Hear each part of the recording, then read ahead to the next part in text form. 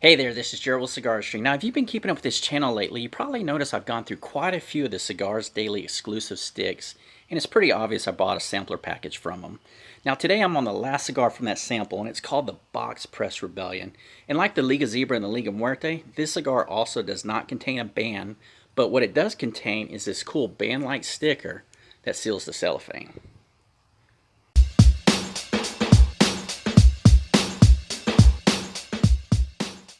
As the name implies, this is a box press cigar, and it consists of a Nicaraguan Habano wrapper, and this is actually a really good looking cigar, especially for a stick that goes for about $4.75. So really inexpensive cigar. It's got a nice chalky dark brown wrapper, just an elegant looking stick.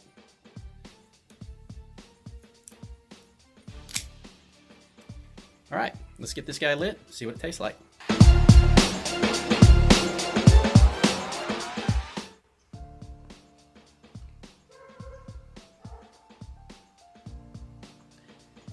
The first thing that you notice with this cigar is it's got a very loose straw, quite a bit looser than I care for, but I am able to fill my mouth with quite a bit of smoke also, so there's a positive there.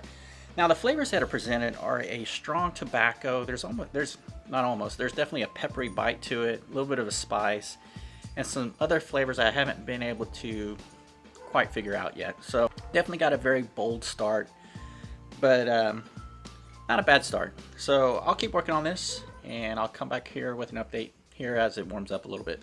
Halfway through the first third, and the biggest takeaway that I have so far with this cigar is that the flavors are pretty light. They're not light in the sense of a light tasting cigar. Instead, they're not very strong. They don't really coat your palate. They don't stick around long.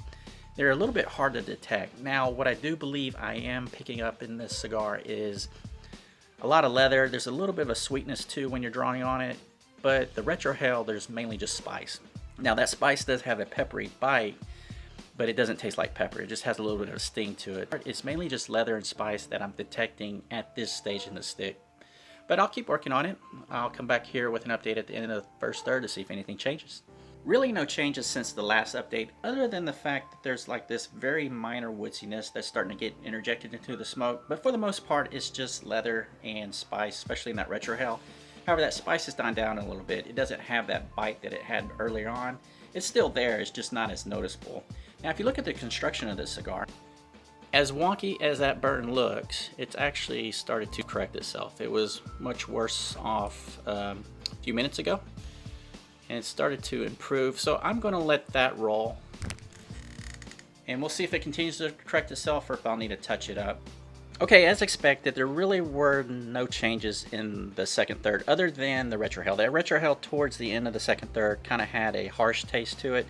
Not exactly sure what that flavor is, but there's a little bit of a harsh flavor, and at times there's a little bit of spice too. So other than that, it's been pretty much the same cigar. Now the smoke output on this cigar did drop off, so I went ahead and relit it, took an opportunity to touch up the burn, and as I started smoking again, the burn got really wonky again. Had to touch it up again. As you can see now though, the burn looks okay. It's getting a little bit crooked, but not as bad as it was. Nothing like it was actually. I'll take this guy down as far as I can, and then I'll wrap up this review. Now the final section of this stick actually did change for me. I ended up getting these earthy notes, and I think those were probably the best flavors in this stick. However, there was also like this pencil lead type flavor, and it wasn't very potent, but it was kind of interjected into the smoke here and there.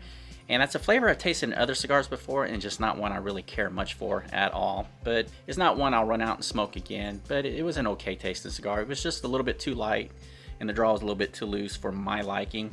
And as I said, this was the final cigar in a sampler pack that I got from Cigars Daily. In that package, I believe I got the Obrigado, the Filthy Viking, the Liga Zebra, Liga Muerte, and then this one here. And out of those cigars, the ones that I've definitely looked forward to smoking again are the Obrigado, which I've had a few times, and the Liga Muerte. I thought those were the better out of the sample. This one was, like I said, okay at best. It's just not one, due to the smoke output and the light flavors, that I really gravitated towards. However, that's my opinion on the cigar. If you've had this cigar before, let me know what you think about it. Leave a comment below, and I'll see you guys on the next review.